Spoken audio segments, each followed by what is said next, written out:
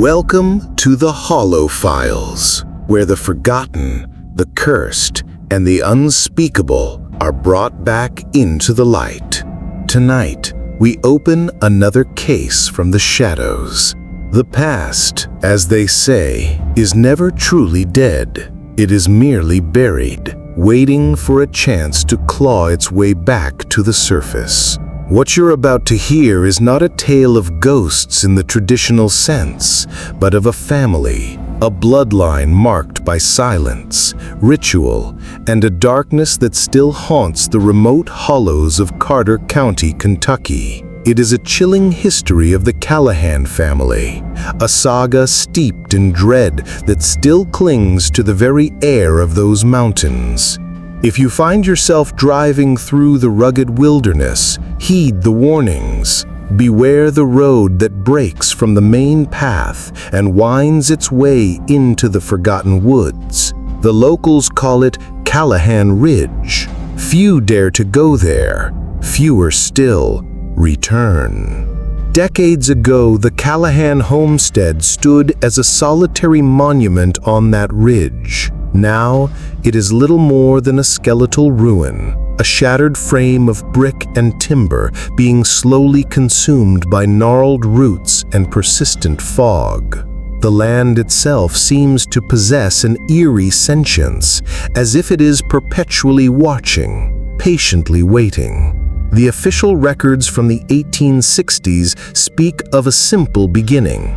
A farmer named Jeremiah Callahan and his young wife Clara, who settled on the land. However, the true narrative begins to unravel with Jeremiah's inexplicable disappearance. Census documents from 1880 paint a haunting picture.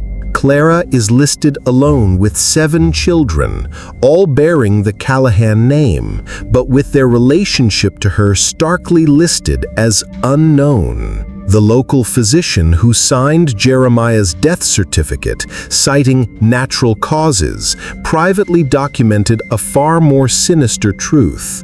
In a journal discovered nearly a century later, he wrote that Jeremiah died with his eyes fixed in a state of unadulterated terror, his mouth grotesquely stuffed with wax. Stranger still, Clara refused to bury him for 3 days, waiting for a sign that no one else could ever perceive.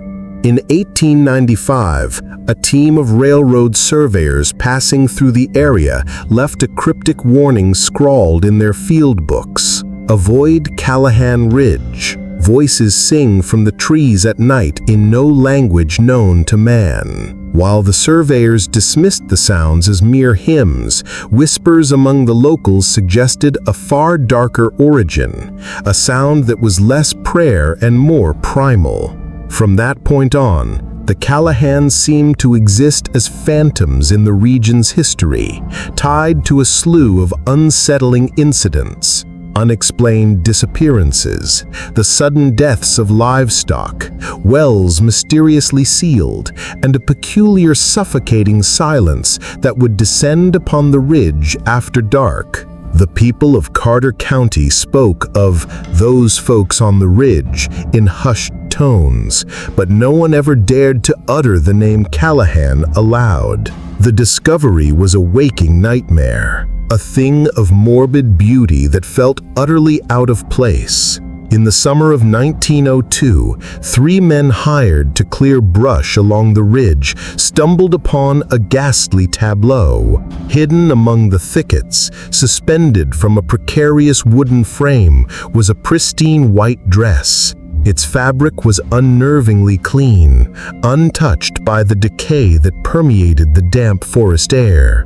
Its sleeves had been sewn shut, its bodice stuffed with what appeared to be thick, coarse hair.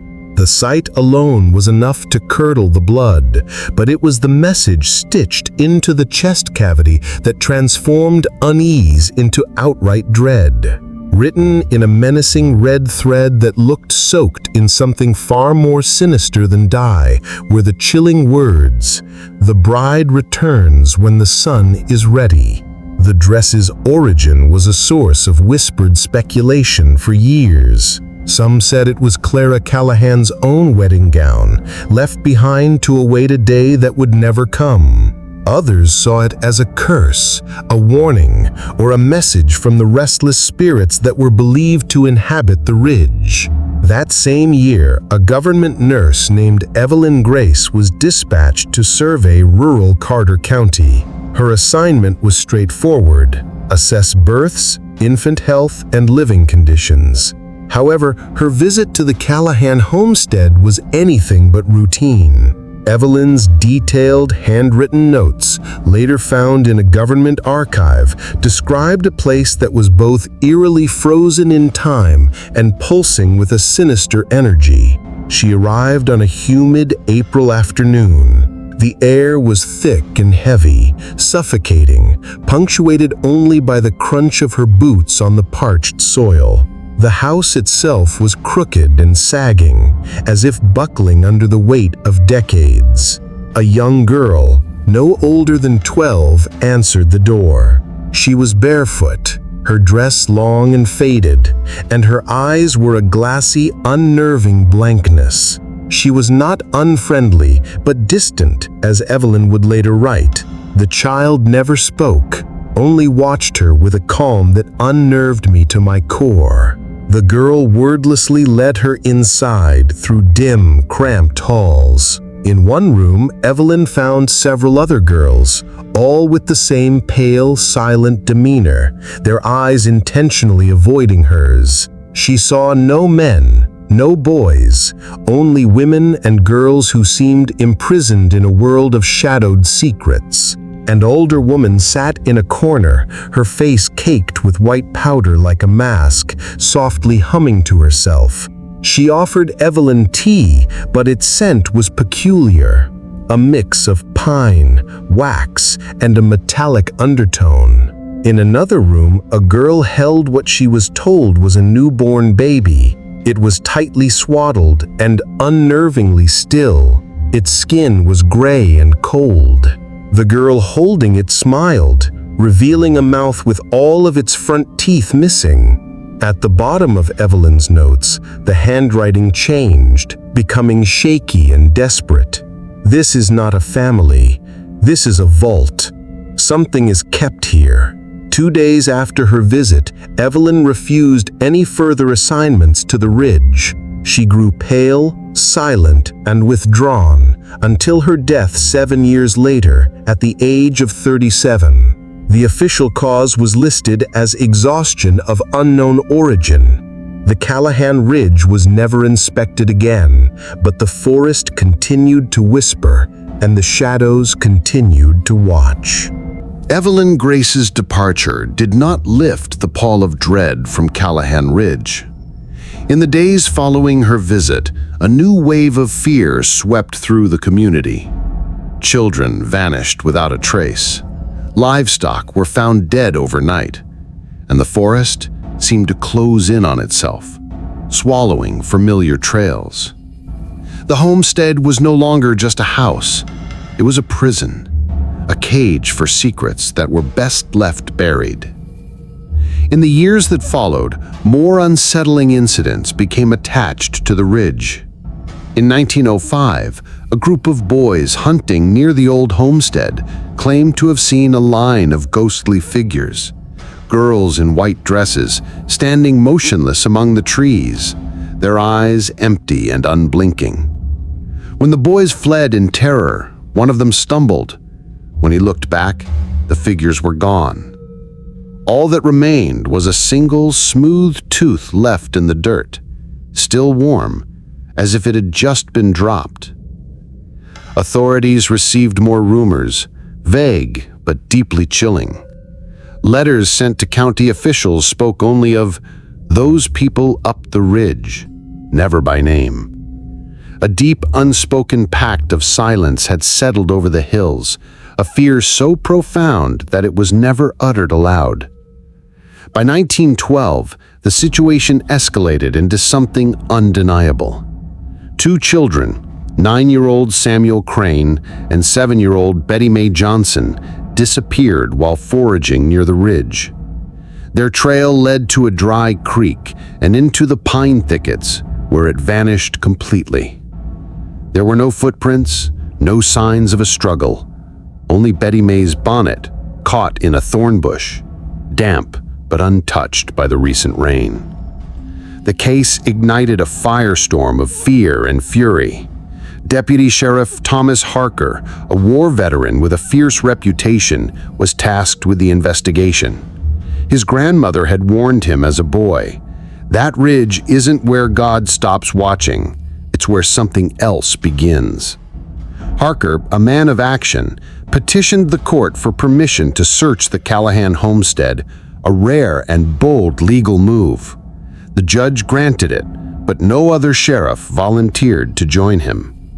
Undeterred, Harker rode up the ridge under a grim sky, only accompanied by 2 local men with dogs and shovels. What they found inside the house would haunt them forever. The doors were unlocked, and food still sat warm on the table, as if the family had just vanished. Upstairs, a room was filled with dozens of hand-carved dolls, each one's face eerily resembling the missing children and other locals. One doll was stitched with the name Betty May. The house was utterly devoid of adults, no signs of life, save for the hollow dolls. Beneath the hearth, hidden under loose floorboards, a cellar door opened into a stifling chamber. It reeked of rot and metal. Inside, 11 wooden crates were stacked, filled with layers of fabric, dried roots, and preserved human remains. Infants, children, and at least one adult woman. Some of the bodies appeared to have been embalmed, while others had been desecrated naturally. Their eyes were wide open, frozen in silent terror.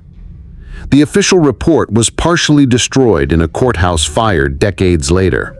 What little remained painted a grim picture. The Callahan name vanished from all county records the following year, declared as having migrated, though no proof of their departure was ever found. The homestead was boarded up and barred with rusted wire. Still, locals swore that the ridge hummed at night, like a swarm of bees trapped behind invisible walls. Each October, 3 black feathers would mysteriously hang from the church door in nearby pine knot, a silent reminder that the Callahans were never truly gone, only buried deeper. The unsettling discoveries at the Callahan homesteads sent ripples of fear through Carter County. But it was what came next that truly entrenched the ridge in local nightmares, a mark that would define the region's darkest whispers. In the spring of 1938, a man staggered into Pine Knot's general store. His name was Abel Lawson, a drifter and moonshiner who had lived rough in the hills for years. On that day, Abel was unlike any man the townsfolk had ever seen. He was barefoot, covered in grime and trembling violently. His arms bore deep, deliberate scars, some old and jagged, others fresh and raw. Most disturbing of all was the strange symbol carved in the flesh of his back. 3 interlocked triangles etched so deeply that it looked as if it had burned beneath his skin. The townspeople whispered of the ridge mark, a cruel brand given to boys who became ensnared in the Callahan family's shadow, a mark that bound them to secrets no one dared speak aloud. Abel was admitted to the county hospital, but nurses struggled to keep him sedated. He was plagued by screaming fits and horrifying hallucinations, especially when the scent of freshly baked bread or the creaking of wood filled the air, triggers that sent him spiraling into madness. One night when his medication wore off, Abel did something chilling. He scrawled a message in his own blood on the hospital wall: "Do not bury the dead." No one understood the meaning, but the message echoed old legends that suggested the Callahans were not just a family, but something darker, the keepers of restless souls and forbidden rites. As the years wore on, tales of Abel's strange mental breaks and the terrifying symbol on his back became a local legend. Town elders spoke in hushed tones of the mark's power, a curse or a warning that ensured those who bore it were forever linked to the ridge's sinister history. Meanwhile, whispers of empty graves dug up near Black Hollow added fuel to the growing fire of fear. Bodies vanished, only to be replaced by an eerie silence and unanswered questions. The sheriff refused to discuss these events, choosing instead to bury the truth deeper beneath layers of silence. Miss Edith Mays, the town's oldest resident, offered a final haunting message before her death. Some bloodlines don't end, they just dry up, waiting for the right mouth to drink again. This cryptic warning hinted that the Callahan darkness was not confined to the past. It was patient, hungry, and waiting for the next chapter. In the summer of 1942, the shadows of the Callahan Ridge stretched long and dark, and a new horror emerged from its depths. The story begins with Clara Wills, a young deputy newly assigned to Carter County. Clara was a woman of logic and reason, skeptical of local legends, superstitions, and dismissive of whispered tales about the ridge. But that skepticism was about to be shattered. One late evening, Clara was called to investigate strange noises emanating from the abandoned chapel at the edge of the hollow, a place the locals avoided at all costs. The old pine chapel had once been funded by the Callahans, but had been shuttered for decades after a boy was found hanging from the bell tower with no ladder or rope in sight. No one wanted to talk about that day, but the eerie silence around the chapel had grown thicker with fear. Clara entered the chapel cautiously, the wooden floor creaking beneath her boots. The air was cold and stale, carrying the faint scent of pine and something metallic. She followed the sound of muffled crying to a narrow crawl space beneath the floorboards.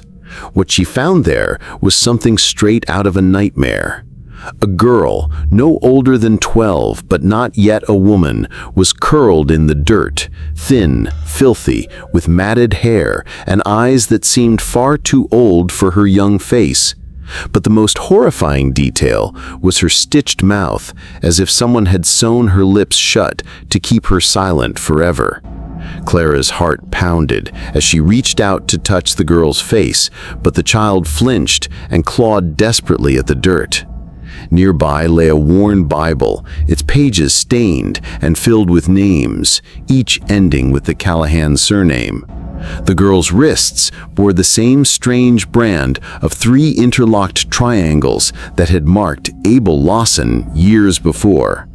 Despite all efforts, the girl never spoke a word, not even after her stitches were carefully removed.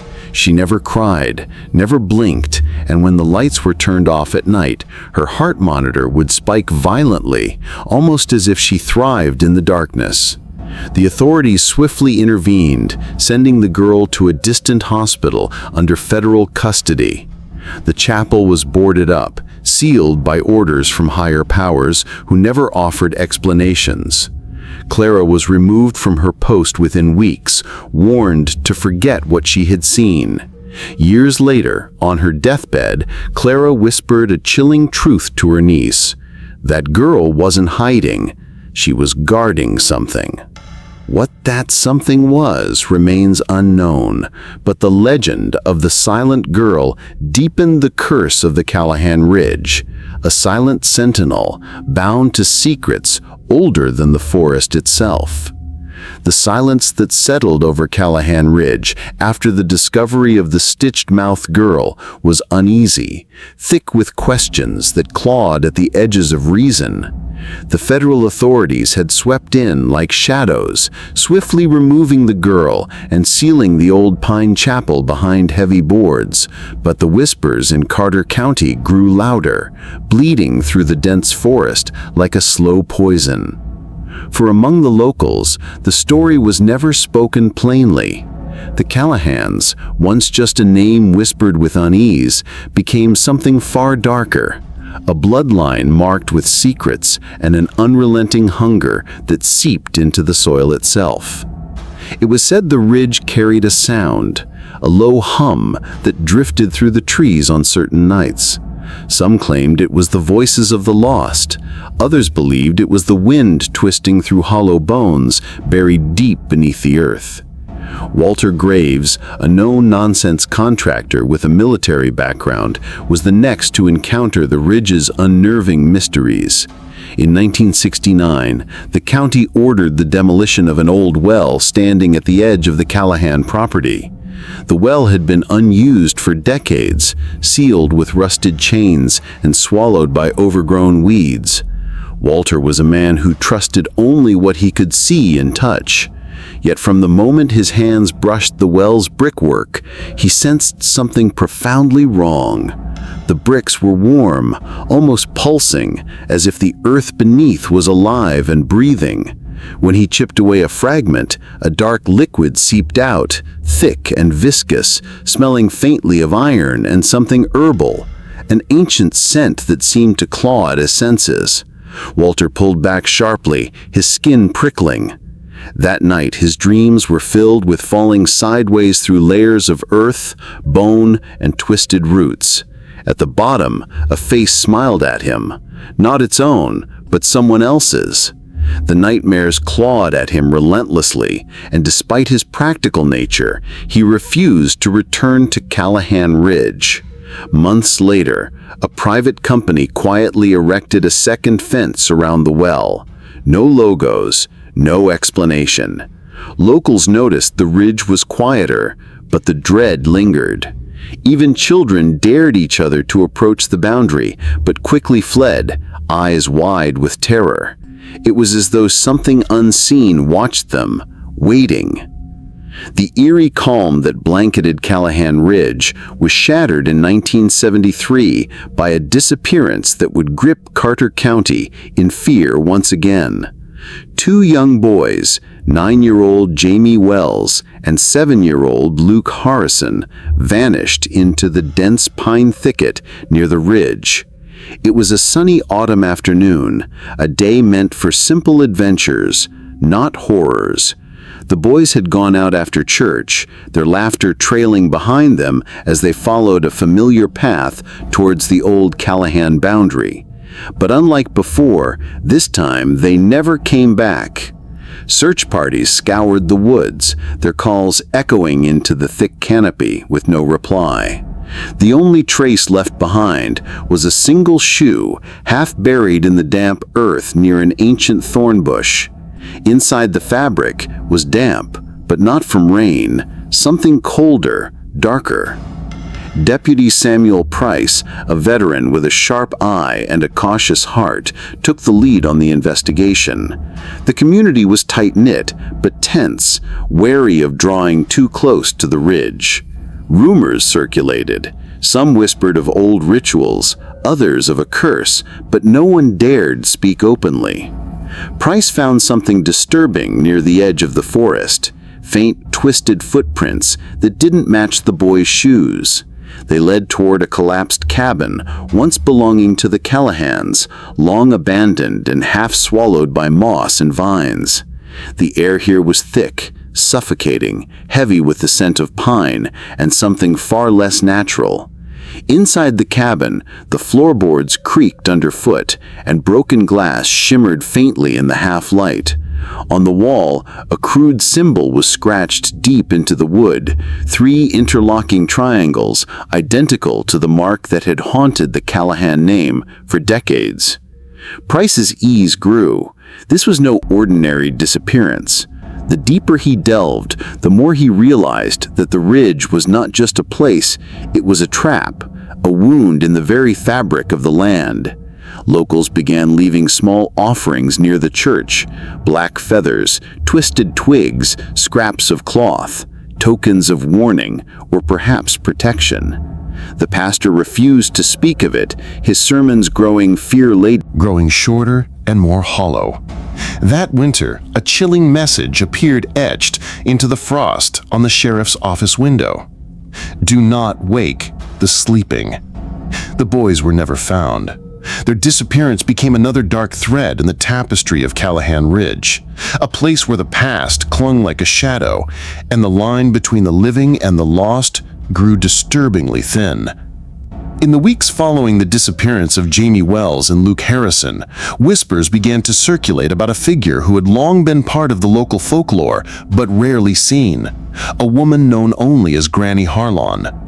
She was said to live alone in a ramshackle cabin deep within the Carter County woods, near the edge of Callahan Ridge. Many believe she held the key to the mysteries that had plagued the area for generations.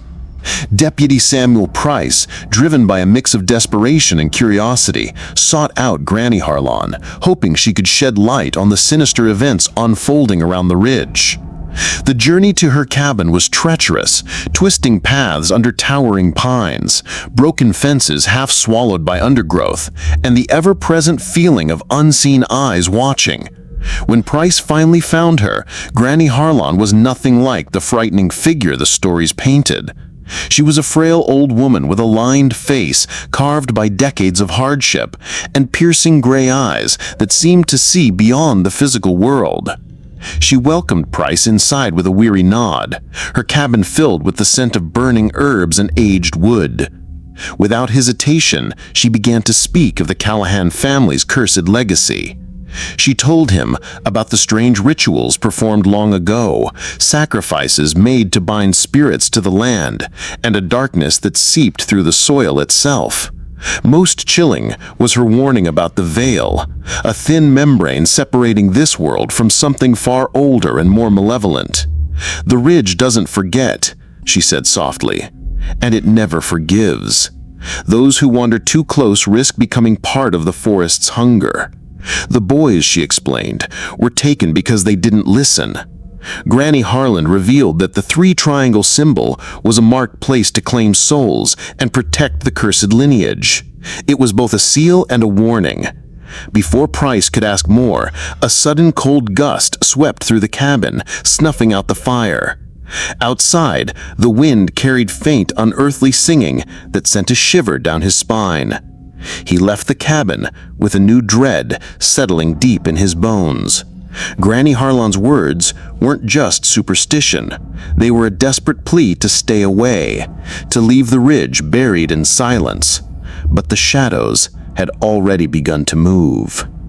The days following Deputy Price's encounter with Granny Harlan were thick with unease. The ridge seemed to pulse with a quiet menace, as if the very earth beneath Carter County was holding its breath. The disappearances, the whispers, the eerie silence, they all pointed to something far beyond the normal. It was during a routine check of abandoned properties that Price stumbled upon what would become the most vital clue yet. Near the ruins of the old Callahan homestead, hidden beneath a loose floorboard, he found a worn leather-bound ledger. Its cover was cracked and stained, the edges frayed by time. But inside, the pages held a chilling record. The ledger belonged to Elias Callahan, the last known patriarch of the family. Its pages were filled with entries spanning decades, written in a tight, meticulous script. At first glance, it seemed like a diary. But as Price read deeper, the contents turned sinister.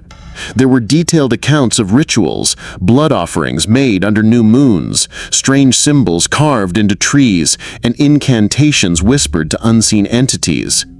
Elias wrote of a guardian spirit bound to the land, demanding sacrifices to maintain the family's hold on the ridge. His words betrayed a growing desperation and fear, hinting at deals struck in shadowed groves and pacts sealed with blood. One entry, dated 1912, described the arrival of a visitor, a stranger who came seeking to break the curse. The visitor's fate was never clearly stated, but Elias's final words in that passage were, "He did not leave the ridge alive. The price was paid in silence." The ledger also referenced the three interlocking triangles, the mark Deputy Price had seen branded on the missing boy's wrists. Elias claimed it was an ancient symbol, both a protection and a prison. a seal to keep the darkness contained, and the darkness hungry. Each page seemed to pull Price deeper into a nightmare where time blurred and the natural world twisted into something alien. The ledger spoke of shadows moving beneath the trees, eyes watching from hollowed trunks, and voices carried on the wind, calling, beckoning, claiming. The more he read, the more he felt a growing weight pressing down on his chest, as though the ridge itself was warning him to stop. But he couldn't turn back now. The ledger was a roadmap to the truth, a truth most in Carter County refused to acknowledge. As night fell and Price closed the ledger, a faint scratching noise came from the floor beneath him, soft, deliberate, like fingernails tracing the wood. The forest outside grew silent, the usual chorus of crickets and rustling leaves gone, replaced by a cold stillness that whispered of unseen watchers. In that moment, Price understood the gravity of what he was up against, a legacy rooted in darkness, protected by fear, and fueled by blood. The ledger's grim revelation sent a chill down Deputy Price's spine, but what followed was something darker still, the haunting of Blackwood Hollow itself. The name was whispered in hushed tones across Carter County, a place few dared to venture after dusk. Blackwood Hollow was more than just a stretch of forest.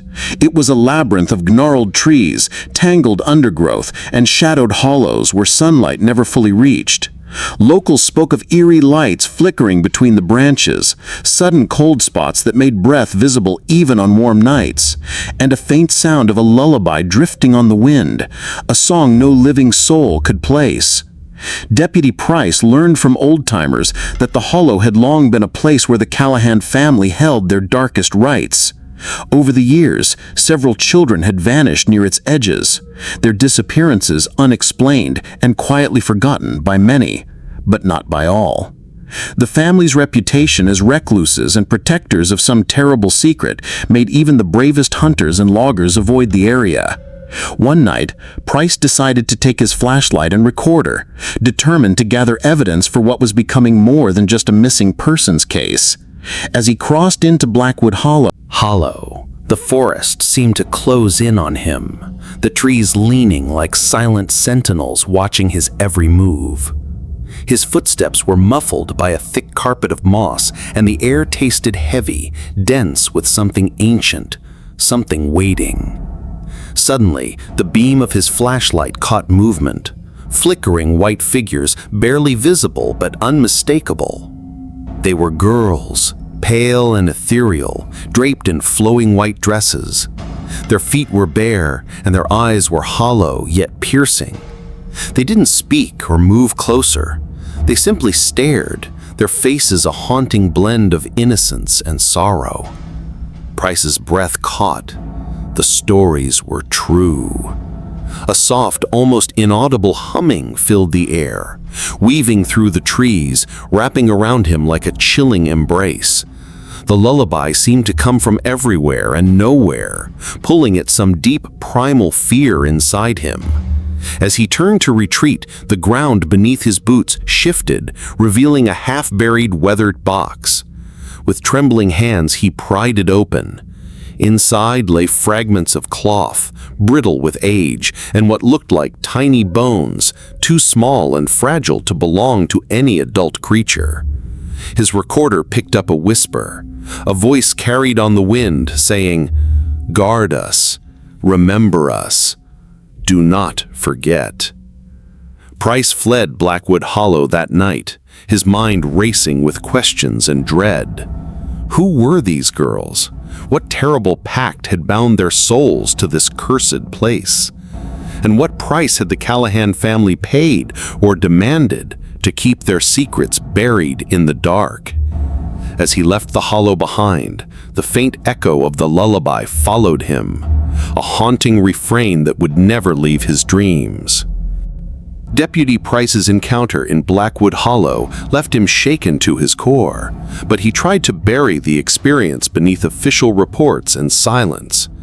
He believed that exposing the truth would only stir fear and invite unwanted attention to the cursed lands. Yet what happened next would prove the darkness there was far from done with him. In the weeks following his visit, Price began to withdraw from friends and family. His normally steady hands trembled, his once clear mind clouded by nightmares of pale girls reaching through the trees, whispering secrets he could neither understand nor forget. His daily patrols became erratic, and his conversations were peppered with strange references to voices beneath the soil and warnings to leave the hollow alone. One cold autumn evening, Price vanished without a trace. His patrol car was found abandoned at the edge of Blackwood Hollow, the engine still running, lights flickering in the dim twilight. His service weapon was gone, but there were no signs of a struggle. The only clue was a hastily scrawled note pinned under the windshield wiper, written in Price's own hand. "They're watching. They won't rest. Neither can I." Search parties combed the forest, calling his name into the thick silence, but Blackwood Hollow kept its secrets tightly wrapped in shadow. Days stretched into weeks with no sign of Deputy Price, and the town's unease grew into quiet dread. Locals whispered that the forest had claimed another soul, a price paid for probing too deeply into the Callahan family's cursed history. Years later, a diary was found buried beneath a fallen tree near the hollow's heart. The pages were yellowed and water-stained, but Price's desperate words remained legible. He described a hidden chamber below the forest floor, a vault where the Callahans kept their darkest secrets. He wrote of voices that echoed through the roots, voices that promised power for exchange for silence and sacrifice. Most chilling was his final entry. "They don't want me to leave the girls. The girls are not just ghosts, they are the guardians, and I am marked now. There is no escape." His disappearance left an unhealed wound in Carter County, a lingering fear that the forest itself was alive with something beyond understanding, something hungry, waiting for the next curious soul to wander too far. The old Callahan Chapel had stood on the outskirts of Carter County for a century, a weathered wooden structure long abandoned but never forgotten. Locals avoided it, especially after sunset when strange noises would echo from its hollowed walls, whispers, faint hymns, and sometimes unearthly cries that chilled the blood. It was in the winter of 1958 when Clara Webb, a young schoolteacher new to the area, first heard the chapel's unsettling calls. She dismissed the stories as superstition until one evening, as she passed by the chapel on her way home, a sharp wind swept through the bare trees, carrying with it a low, mournful chant. The chapel door creaked open slowly, revealing flickering candlelight inside. Curiosity overcame fear, and Clara stepped inside. The air was thick with the scent of damp wood and burnt wax. Shadows danced along the cracked pews, and the faint outlines of figures seemed to flicker near the altar. Then, in the silence, a soft voice began to sing, a haunting melody that seemed both innocent and terrifying. Over the next weeks, Clara's visits to the chapel became frequent, drawn by a mysterious compulsion she couldn't explain. Each time the singing grew clearer, and the shadows seemed to form shapes. Young girls in tattered white dresses, their faces pale and eyes hollow. They never spoke, only sang in voices that echoed beyond the chapel walls. One night, a storm raged across Carter County, and Clara stayed late in the chapel, trying to capture the source of the singing. As lightning flashed, she glimpsed a figure at the back, an elderly woman with powdered white skin and eyes that gleamed unnaturally. The woman raised her finger to her lips, silencing her before she could cry out. The next morning, Clara was found wandering the woods near Blackwood Hollow. Her hair was wild, her clothes soaked and torn. She spoke little, only repeating, "They are waiting. The debt is not paid." Over the following months, she grew pale and withdrawn, haunted by nightmares of shadowy girls and the chapel's oppressive silence. Eventually, Clara left Carter County, never to return. The Callahan chapel fell deeper into ruin, its secrets sealed by the passing years, but the singing remained. Locals say that on quiet winter nights, the chapel still hums with that mournful melody, a reminder that some deaths in the hollow are never forgotten, and some spirits never rest. In the spring of 1961, whispers about the Callahan family's cursed legacy were reignited when an old map surfaced in the hands of a local hunter named Earl Jennings. Earl wasn't a man Given to superstition, he was practical, preferring his rifle to ghost stories. But what he found deep in the Carter County woods changed everything. The map was brittle, its edges torn, and the ink faded with age. It showed a rough outline of Blackwood Hollow, with a path leading to a site marked simply as the Vault. Earl's curiosity drew him to investigate. According to local legend, this vault was where the Callahan family had hidden their darkest secrets, something the town had long feared to uncover. Guided by the map, Earl and two friends ventured deep into the forest, past twisted brambles and moss-covered stones. The air grew thick, heavy with silence. Birds fell quiet, and even the wind seemed to hesitate. When they reached the spot, they found an ancient stone slab partially covered by roots and dirt. With effort, they cleared the overgrowth and pried the slab loose, revealing a narrow entrance carved into the earth. A foul stench wafted up, the unmistakable smell of decay and something older, darker. They peered inside and saw a tunnel descending into blackness, lined with crumbling wooden supports. Inside, faint light revealed dozens of small wooden boxes stacked against the walls. Earl's heart pounded as he spotted human remains wrapped in decayed fabric inside some crates. Bones, mummified limbs, and fragments of clothing stained with age and blood. Among them, he noticed a small box with the name Clara etched on it in shaky script. Shaken, the men fled and reported their discovery to the sheriff, but instead of official action, their claim was met with silence and a cold warning. Some things are better left buried. The site was quickly covered again, and the map disappeared. Months later, a sheriff's deputy found two empty graves near the edge of Blackwood Hollow, markers for children who had vanished decades before. The earth was freshly disturbed, but the bodies were gone, vanished without a trace. This discovery sent ripples of fear through Carter County. The Callahan family name was quietly erased from official records. The homestead was boarded up and fenced off. Yet locals say that on certain nights, the ground near the vault hums softly, a low pulse like a heartbeat, as if the earth itself is alive, keeping watch over secrets too terrible to face. It was a bitter night in late autumn 1938 when Arlen Buckner stumbled into the fading lights of Pine Knot's Main Street. His clothes were ragged, torn and soaked in blood. His bare feet were stained with mud from the treacherous forest trails. Barbed wire was twisted tightly around his right forearm, cutting deep into his skin, and his face was pale, almost ghost-like. The man who had once been a well-known moonshiner and drifter across Carter County now seemed barely human. Arlen could barely speak.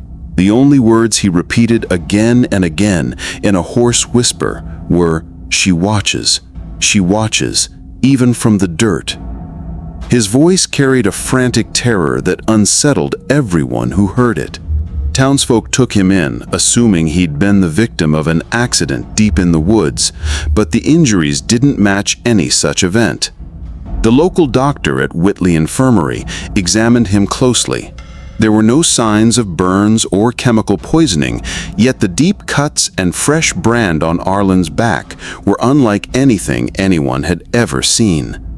The mark wasn't a simple burn. It was a set of 3 interlocked triangles etched deeply into his flesh with precise cruelty. The oldest resident of Pine Knot, Edith Mays, recognized it immediately. She said, "That's their mark. The Callahans brand their boys like cattle. It's a curse they pass on, a mark of ownership." From that moment, Arlen's life spiraled into darkness. He was committed to the state hospital in Danville after numerous episodes of uncontrollable screaming, often triggered by the smell of fresh bread or the eerie creak of old wood. He would writhe on his bed, whispering about shadows and watching eyes. One chilling night, after the effects of his medication wore off too soon, Arlen managed to smear his own blood on the hospital wall, scrawling 5 terrible words. "Do not bury the dead." The phrase sent a wave of fear through the hospital staff, hinting at horrors no one dared to investigate. The mystery deepened when a social worker, curious about Arlen's sudden breakdown, uncovered a rumor that he possessed an old family land deed, not a typical map, but one signed in 1881 by a Virgil Callahan. This deed was said to reveal secret burial grounds deep in the forest, a place where the family's darkest secrets lay hidden. The deed was never found. Not long after, 2 graves near Blackwood Hollow were unearthed, both empty. The sheriff refused to comment on the discovery, maintaining a chilling silence that only stoked local fears. Arlen Buckner passed away in 1943. His body was cremated, but before that, the mortician noticed something unsettling. The mark on his back had completely healed beneath the skin, yet the symbol of the 3 interlocked triangles was still faintly visible, as if the curse itself was etched into his very flesh, never to be erased. Spring 1954 brought an unsettling calm to Pine Knot, but it was only a surface quiet. Beneath it, old shadows stirred once again, creeping closer to the edge of daylight. Frankie Bell, the town's barber and an occasional renter of a small back room behind his shop, was the unwitting key to unlocking another chilling chapter in the Callahan legacy. One chilly afternoon, as Frankie was cleaning out the cluttered chimney flue of his rented space, he stumbled upon something unexpected. A small soot-stained oilcloth satchel tucked away in a narrow crevice. Inside, wrapped carefully, were 3 items: a rusted harmonica, a faded photograph, and a folded letter yellowed with age. The letter, signed simply with an initial E, was written in a tight, hurried script. The ink was faded, yet the words carried a desperate urgency that sent a cold shiver down Frankie's spine as he read them. "I write this with the last of my fingers. The rest she took. Said I had no need for them in the next life, only my eyes, so I can keep watch." There was no further explanation, no clear indication of who the writer was or who she might have been. But the postscript was even chilling, haunting Frankie long after he folded the letter away. "I buried Mama 4 times. She never stayed down." Frankie immediately turned the letter over to the local sheriff, Dale Cormack, trusting the law to uncover whatever dark truths lay hidden beneath the cryptic words. But by morning, the letter had mysteriously vanished from the sheriff's evidence file. No official record remained, only Frankie's fading memory and a single photograph he had taken for insurance purposes. Sheriff Cormack's fate was as mysterious as the letter itself. Just 2 months after handling the case, he resigned suddenly and disappeared from the area. His last known sighting was in Ohio, Begging. The student's drawings, found long after his disappearance, painted a disturbing picture. A woman in a wedding veil with empty sockets filled with hair, standing beside a boy growing older through each sketch until they merged into one figure. A man and woman, hand in hand, mouths sewn shut, rings on their fingers. This was more than folklore. It was a blueprint of a curse rooted deep in blood and ritual. The spiral's center, the old Elbridge homestead, was the heart of darkness, the source of an unbroken cycle of obsession and unnatural union. The circle symbolized eternity, a loop with no end or beginning, just endless repetition. Those who lived near the ridge understood instinctively that the spiral was a trap, a prison for a legacy that refused to die. The student's notes spoke of his growing terror as he traced the spiral, sensing something watching him through mirrors, knowing the curse was aware of his probing. His last words, scribbled in frantic handwriting, echoed a chilling warning. "It knows my name. It's watching. She's here." His abandoned flashlight and revolver, found miles from the ridge, told of a desperate flight, but he was never seen again. The spiral remains, a silent warning etched into the earth beneath Black Mountain. A reminder that some legacies cannot be broken, only endured. Decades passed, yet the shadow of the Elbridge family never truly faded.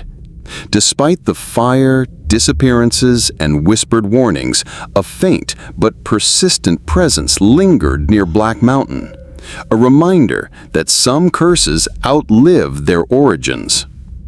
In 1981, the graduate student who had traced the spiral vanished during a hiking trip near the ridge. His body was never found, but his camera was recovered days later. Its last photograph showed a shadowy figure in a white dress partially hidden behind a crooked tree. Locals who saw the image recognized the figure as a ghostly echo of the woman in the wedding veil, the eternal bride whose eyes remained empty, her silence as chilling as ever. Though some dismissed the image as a trick of the light, those who had lived near the mountain for generations knew better. They understood that the legacy of the Elbridge family was not a story of the past, but a living force still reaching out from beneath the earth. Families who remained near the ridge spoke of children born with strange marks, of voices heard at night, and of a feeling of being watched by something unseen. The wooden ring carved from the same tree surrounding the old homestead continued to appear, worn by children, found in hidden places, a symbol of the unbroken bloodline and the curse it bore. The mountain itself seemed alive with this dark energy, refusing to release its hold. Today, the Elbridge name is almost forgotten, but the story lives on in whispers and in those who dare to remember. Black Mountain is more than a stretch of rugged terrain. It is a keeper of secrets, ancient and unforgiving. Beneath its dense forest floor lie stories not meant to be uncovered. Warnings etched into the soil, waiting for the unwary to stumble upon them. Local elders have long cautioned that the mountain itself speaks not with words, but with signs. Twisted trees, strange carvings, and unnatural silence in certain places. It is said that those who ignore these warnings invite tragedy. In the early 2000s, a group of amateur explorers attempted to map the underground tunnels beneath the ridge, hoping to uncover the truth behind the legends.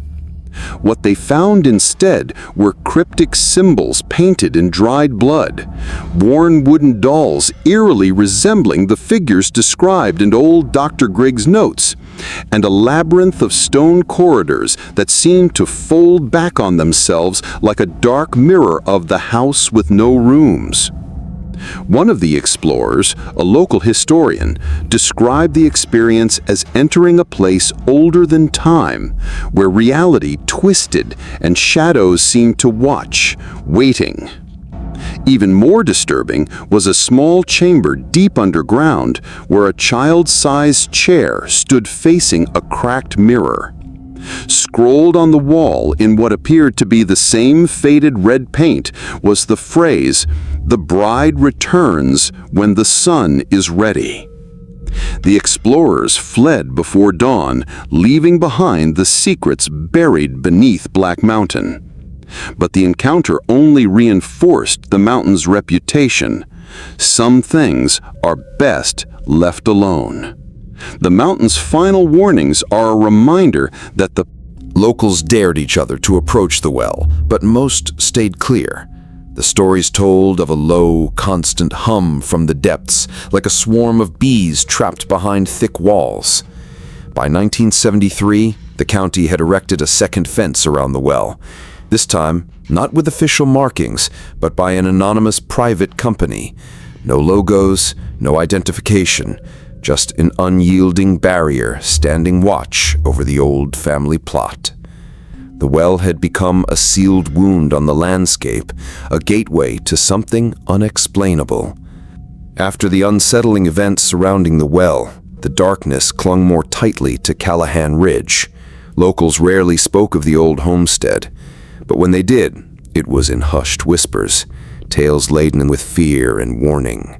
The ridge seemed to breathe, alive with unseen eyes and secret voices carried on the cold mountain winds. In 1976, a group of hikers passing through the dense woods above Pine Knot reported an eerie encounter that would add fuel to the growing legend. They spoke of a tall woman, clothed entirely in gray, her bare feet silent on the forest floor, standing motionless among the twisted pines. Her face was blurred like a half-remembered nightmare, but her eyes were piercing, fixed on something beyond the ridge, unblinking and unyielding. The hikers fled, but the image haunted their memories. Over the following months, more sightings surfaced, each describing the same spectral figure, always watching, always waiting. The woman in gray became known as the Watcher of Callahan Ridge, a ghostly sentinel who carried the weight of centuries-old secrets. Back in town, Reverend Harold Egan took notice of the growing fear. A once respected pastor at the local church, Harold began warning his congregation of dark forces tied to the land's cursed history. In his sermons, he spoke of families who bound their souls to the earth through blood rituals, refusing to let go even in death. His words unsettled many, but none more than the town elders, who feared stirring ancient evils. Within months, Reverend Egan was abruptly removed from his pulpit under mysterious circumstances, his reputation tarnished by accusations of mental instability. A month later, in the dead of winter, Egan was found on Route 89, naked and weeping, clutching a human jawbone stained with fresh blood. Across his chest, smeared in a pattern of 3 interlocked triangles, was a symbol that chilled even the most hardened officers. The townspeople whispered that Egan had glimpsed something no man should see and had been broken by it. The legend of the Callahan family curse spread further, blending with the eerie tales of the ridge's haunted woods. Children were warned not to wander too close, and even the bravest hunters avoided the shadowed trails after dusk. Yet beneath the surface, something darker stirred, waiting, patient, and relentless. The old oak chapel stood on the edge of Callahan Ridge like a forgotten sentinel, its wooden beams weathered and creaking under decades of neglect. Locals spoke of it in tones laced with unease, a place where light seemed to bend oddly and silence weighed heavier than the surrounding woods. Rumors claimed the chapel had once been funded by the Callahan family, a dark gesture shrouded in secrecy and sorrow. But the chapel's history was stained by tragedy. Decades ago, a boy had been found hanging from its bell tower, his body suspended with no ladder or rope in sight. In the autumn of 1978, Deputy Clara Hayes, newly assigned to the Pine Knot precinct, was called to investigate an unsettling report. Strange noises, screams, inhuman and desperate, emanating from beneath the chapel's floorboards. Clara was pragmatic, skeptical of the local superstitions and whispered tales of curses. But that night, her skepticism was put to the test. As she crouched and pried open a loose wooden panel in the creaking floor, a cold draft swept upward, carrying the scent of damp earth, pine sap, and something else, metallic and bitter. Below was a cramped crawl space, painstakingly dug out, its walls shored up with hastily nailed planks. And within that claustrophobic space, a girl lay curled into the dirt, a fragile shadow of life. She was no longer a child, yet far from womanhood, thin to the point of transparency, her matted hair tangled and dull. The most horrifying detail was her mouth stitched shut with rough thread, a grotesque seal on her silence. Clara's breath caught as the girl's pale eyes flickered weakly, barely alive. When Clara reached out to speak, the girl clawed at the dirt beside her, revealing a faded cloth doll worn from years of handling and a tattered Bible. Every page of that Bible was smeared with inked names, each one ending with the surname Callahan. The girl's wrists bore a cruel brand, 3 interlocked triangles, the same mark tied to the family's sinister history.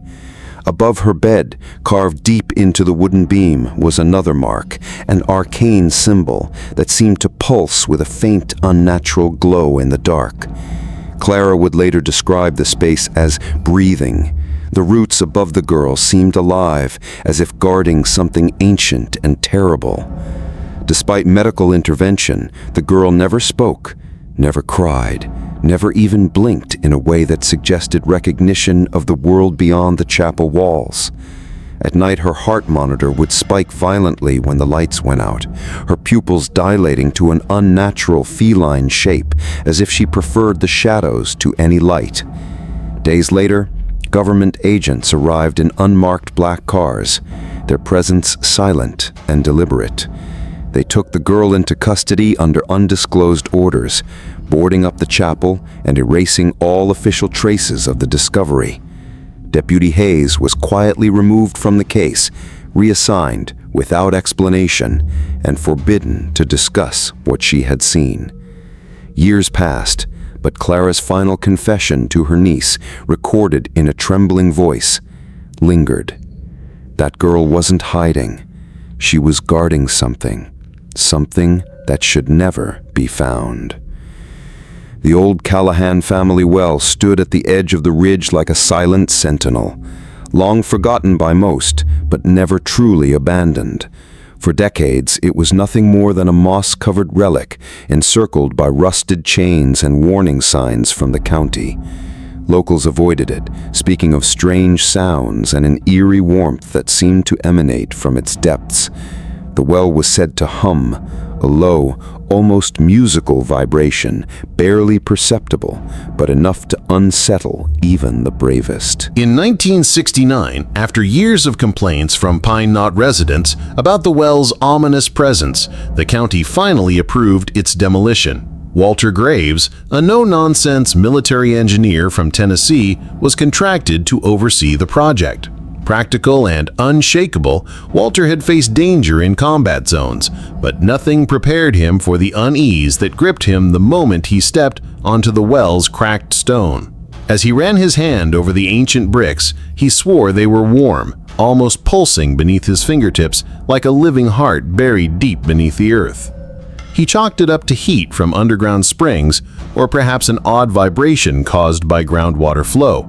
But then, as he chipped away a fragment of brick, dark liquid oozed from the crack, thick, viscous, and unlike anything he'd ever seen. It wasn't water, it wasn't oil. It was something dark and reddish-black, smelling faintly of wet iron and bitter herbs. Walter stumbled back, heart pounding. He radioed in his report describing the impossible: bricks that bled, a well that hummed with life. Within hours, his contract was terminated, and he was ordered to leave Pine Knot immediately, no questions asked. But Walter's departure didn't end the story. In the following weeks, he was plagued by nightmares. He described them with a haunted voice in interviews decades later, falling sideways through layers of earth, bones, roots, and teeth, sinking ever deeper into darkness. At the bottom, a figure waited, smiling with someone else's face, twisted, unnatural, and terrifying. Despite warnings, local children dared each other to approach the well, drawn to its mystery, but repelled by the creeping dread it inspired. Many reported hearing whispers, unintelligible but urgent, slipping through the cracks and carried by the wind. By 1973, the county had erected a second fence around the well, this one installed not by official agencies, but by a private firm with no name or badge.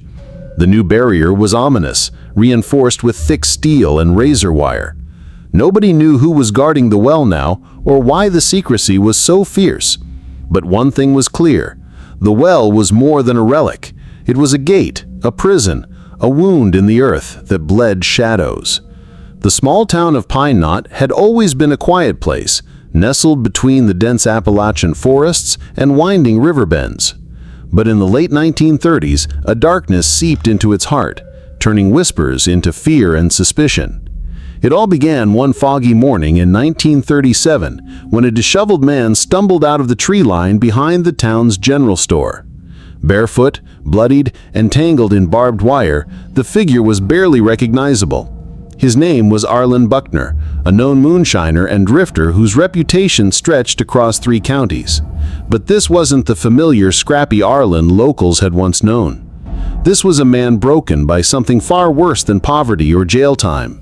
Trembling, muttering the same phrase over and over, she watches, even from the dirt." He collapsed on the porch of the general store. Locals rushed to help him, but no one could explain his state. Doctors at the Whitley Infirmary found no evidence of burns or alcohol poisoning. Instead, they discovered deep, deliberate cuts carved into his forearms, scars old and fresh intertwined, and a fresh brand on his back unlike anything seen before. 3 interlocked triangles, etched not with fire, but something deeper and colder, as if carved with a ritualistic purpose. The only person who recognized the symbol was Miss Edith Mays, the town's oldest resident and postmistress.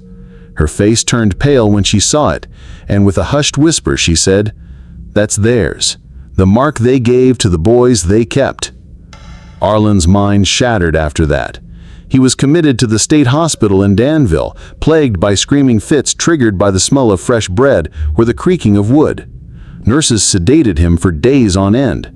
But one night, when the drugs wore off too soon, Arlen managed to write a chilling message in his own blood on the hospital wall: "Do not bury the dead." Meanwhile, a social worker investigating Arlen's past discovered rumors of a map and old family land deeds signed by a Virgil Callahan from 1881. Although the map itself was never found, months later 2 empty graves near Black Hollow were dug up. The sheriff refused to comment, but the message was clear. Something had been disturbed, and the past was clawing its way back to the surface. Miss Edith's final public statement, made shortly before her death, was chilling. "The Callahans never left us. Some bloodlines don't end, they just dry up, waiting for the right mouth to drink again." Arlen Buckner died in 1943, his body cremated. Yet even in death, the mark on his back remained visible beneath the skin, a symbol growing and pulsing like a dark secret refusing to fade. Spring of 1954 brought another unsettling chapter to the haunted saga of the Callahan Ridge near Pine Knot. Frankie Bell, the town's only barber, and a man known for his quiet, steady presence, made a call that would stir more questions than answers. While cleaning out the back room of his shop, a cramped space he rented to traveling salesmen and occasional drifters, Frankie discovered a small, soot-stained bundle hidden inside the chimney flue.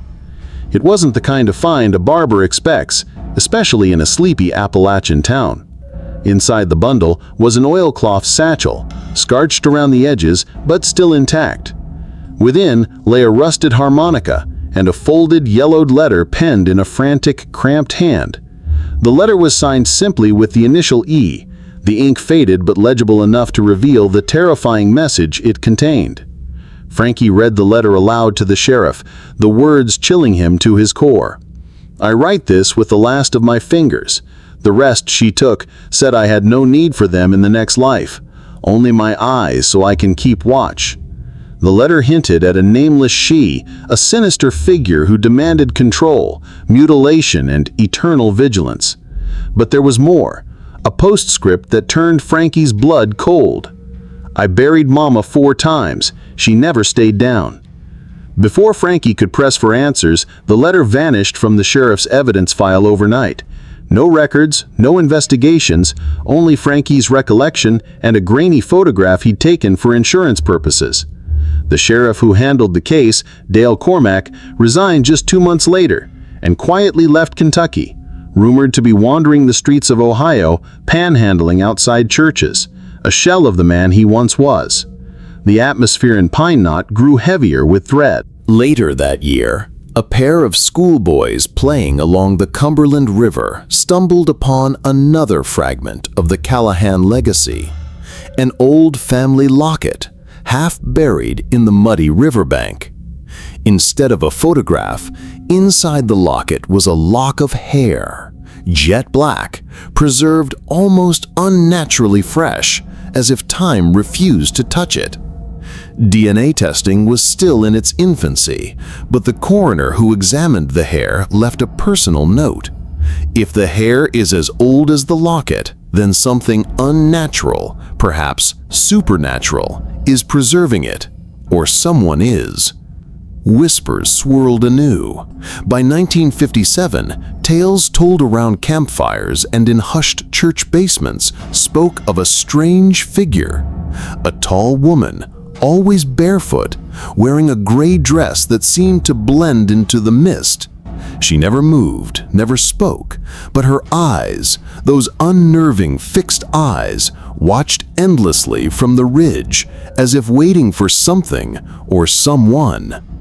Reverend Albie Wren, once a respected pastor in Pine Knot, warned his congregation relentlessly about the Callahans and the curse they carried. "Not every grave stays buried," he preached. "Some families find ways to bind the soul to the soil, especially if it suits their hunger." His words were dismissed as madness until one cold winter night when he was found on Route 92, naked, weeping, clutching a human jawbone, his chest smeared with blood in the shape of those same 3 interlocking triangles. A month later, the Reverend was gone, vanished without a trace. In 1963, a fresh face arrived in McCreary County, a young woman named Clara Wills, recently transferred from bustling Louisville to quiet Pine Knot. She was assigned routine patrol duties, a seemingly mundane job, far removed from the whispered horrors locals tried to avoid discussing. Clara was skeptical of the folklore. Witches, cursed families, and restless spirits weren't in her training. To her, these were just small-town superstitions, tales told to frighten children or pass the long mountain nights. But that disbelief shattered on a cold autumn evening when Clara was dispatched to investigate strange screams coming from beneath the old oak chapel, a derelict wooden church abandoned since 1918. The chapel had a dark history of its own. Once funded by the Callahan family, it was shut down quietly after a boy was found hanging from the bell tower, no ladder or rope in sight. Stories swirled that the family had cursed the place long ago. Arriving at the chapel, Clara was met with an eerie silence, the kind that presses into your bones. The cries echoed again, low and desperate, seemingly from beneath the chapel's rotting floorboards. A trap door hidden beneath a faded rug led to a cramped crawl space carved into the earth. A narrow, suffocating chamber reinforced crudely with planks and dirt walls. Inside, Clara found something that would haunt her forever. A girl, no longer a child, but far from grown, dirt-caked and emaciated, with tangled hair obscuring her face. Most unsettling of all was the girl's stitched mouth, raw and fragile, as though sewn shut by cruel hands. The girl was alive, but barely, blinking rarely, breathing shallowly, and utterly silent. When Clara tried to comfort the girl, her pale fingers clawed at the dirt, revealing a tattered cloth doll and a worn Bible, pages filled with names, all ending in Callahan. Her wrists bore the same ominous brand seen before, 3 interlocked triangles burned into the skin, a mark of ownership and pain. Above the girl's makeshift bed, carved deep into the wood, was a second mark, a symbol no one could decipher. The girl's breathing was shallow, almost unnatural, and her eyes, when glimpsed, seemed feline, wide and unblinking, as if she preferred the darkness. Despite treatment, the girl never spoke or cried. Even when her stitches were removed, she remained mute, her presence a living secret. Local doctors were baffled. Her heart monitor spiked wildly whenever the lights went out, a sign of a terror no one could explain. Soon after, men in unmarked black sedans arrived.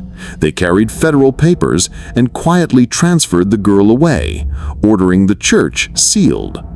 Clara was removed from duty weeks later, forbidden from speaking of what she'd found. The silence around the girl's fate grew deafening. Years later, on her deathbed, Clara gave her niece a recorded statement. That girl wasn't hiding, she was guarding something. What horrors lay beneath the chapel? And what secret was the girl bound to protect? The mystery deepened, shrouded in layers of fear, silence, and power beyond understanding. By 1969, decades of whispered fear and strange happenings around the Callahan family land had not faded. The old Callahan well, once the heart of the homestead, stood neglected, choked with vines, sealed with rusted chains, and avoided by locals who spoke of unnatural sounds echoing from its depths. The county, pressured by residents' complaints and persistent unease, finally approved demolition of the well. Walter Graves, a practical man from Tennessee with military engineering background, was hired to oversee the work. Known for his calm, no-nonsense approach, Walter didn't believe in ghost stories or curses. He saw the well as just another old structure to be torn down. But the moment Walter laid his hands on the well's brickwork, something was unmistakably wrong. The bricks felt warm, unnaturally so, as if the well itself pulsed with a heartbeat. Walter tried to rationalize the sensation, groundwater shifting, heat pockets underground. Yet the warmth was steady, slow, rhythmic, almost alive. Driven by professional curiosity, Walter chipped at one brick. As the hammer struck, a thick, dark liquid oozed from the crack. Not water, not oil, but something viscous and red-black, smelling faintly of iron and herbs. The smell was sickly sweet, a scent that clawed at his senses and lingered like a bad memory. Stunned, Walter stepped back. His report the next day was cautious. He noted the strange warmth and bleeding brick, but left out the terrifying sensation that seemed to seep from the well's core. Within 24 hours, his contract was abruptly canceled. No explanation was offered, and Walter left Pine Knot swiftly, carrying with him the heavy burden of what he had experienced. But the nightmares began almost immediately.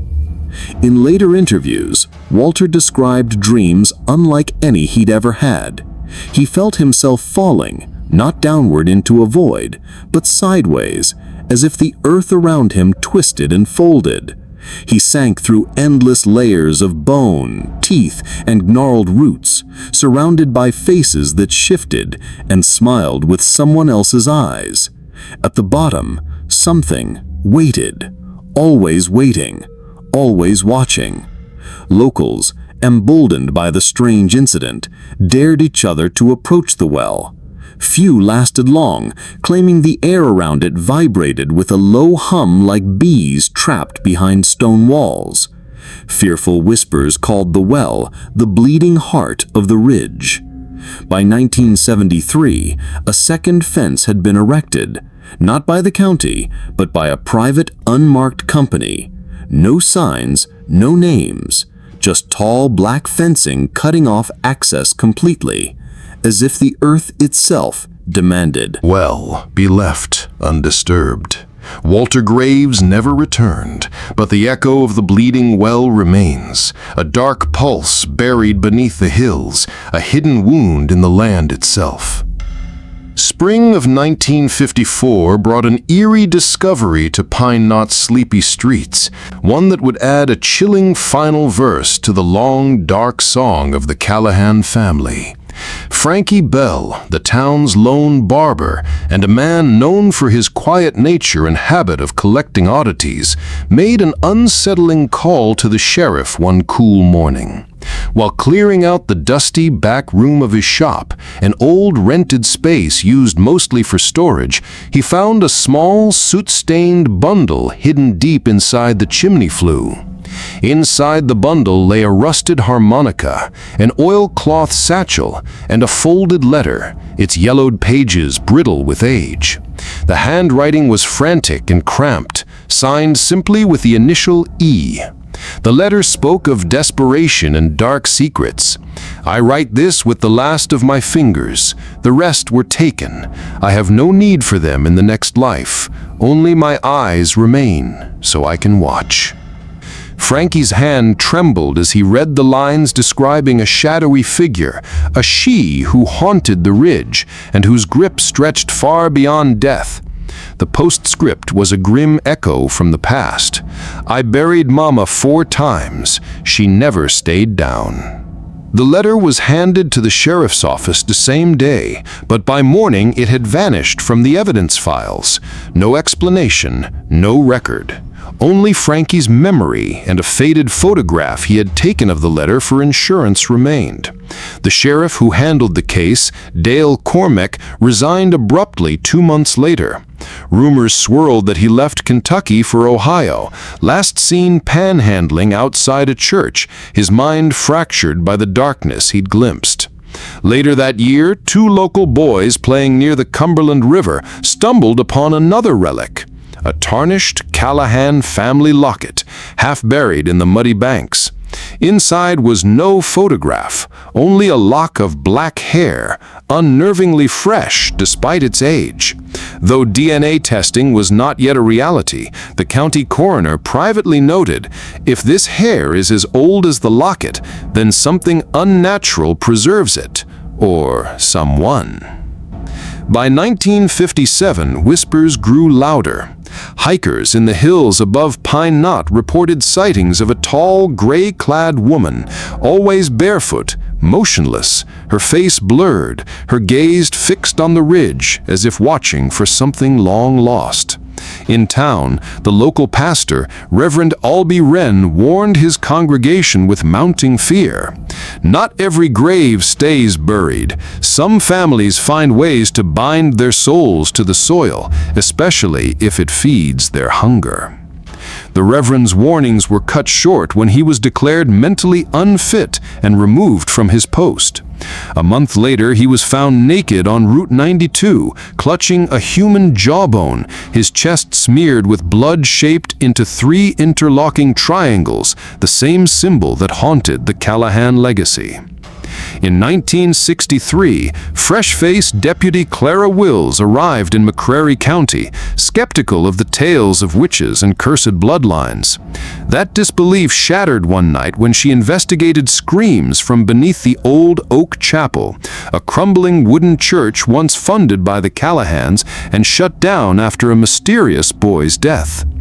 Beneath the floorboards, she found a shallow dirt shelter where a girl, no longer a child, but not quite grown, lay nearly dead, her mouth crudely stitched shut.